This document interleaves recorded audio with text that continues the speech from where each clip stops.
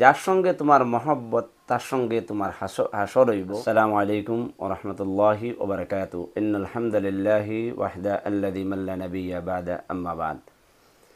আজকে আমি একটা বিষয় আপনার সামনে উপস্থিত করতে চাই আর পেশ করতে চাই আর যেন আমরা যেন চলতে ফিরতে যারা লোকে চলতে সময় বালা সঙ্গী চেয়ে চলতাম। কারণ হইল কি, যদি সঙ্গী যদি আমরা বালা হয় না তাইলে দুনিয়া আখিরাত আমরা বরবাদ হয়ে যাব। যদি বালা মানুষের লয়ে চলি তাইলে কাল কিয়ামতের দিন তার সঙ্গীর কারণে আমরা জান্নাতি হইম, আর বাদ মানুষের লয়ে চললে তার সঙ্গীর কারণে আমরা জাহান্নামে হইম। এই বিষয়ে একটা হাদিস উপস্থাপন করতে চাই আর যে হাদিসটা মুত্তাফাকুন আলাইহি হাদিস, বুখারী এবং মুসলিমের মধ্যে আইছে।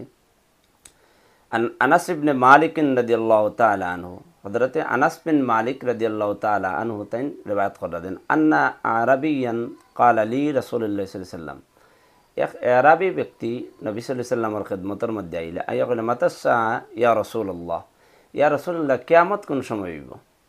জিজ্ঞাসা করলা। আল্লাহ নবী কইলা, ক্বালা লাহু রাসূলুল্লাহ সাল্লাল্লাহু আলাইহি ওয়াসাল্লাম, মা আ'দাত্তা লাহা।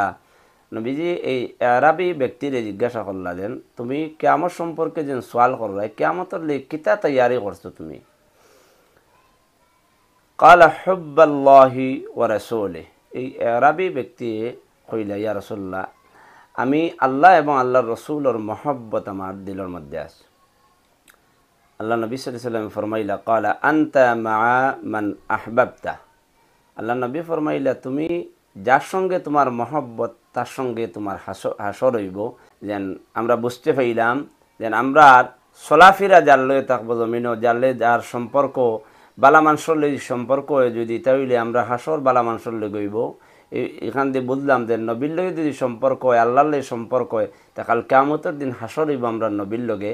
আর নবীরতে যদি আমরা ফিরি যাই, আমরা নিজের সোচ সমুজ যদি আমরা দুনিয়াত পথ অবলম্বন করি, তাইলে কাল কিয়ামতের দিন আমরা হাসর আমরা কিতে হইব, আন্দাই দিব আমরা জাহান্নামে দিব। আল্লাহ আমরা রে নবী সাল্লাল্লাহু আলাইহি ওয়াসাল্লামের লগে মহব্বত পয়দা করার তৌফিক দেখো, আমিন।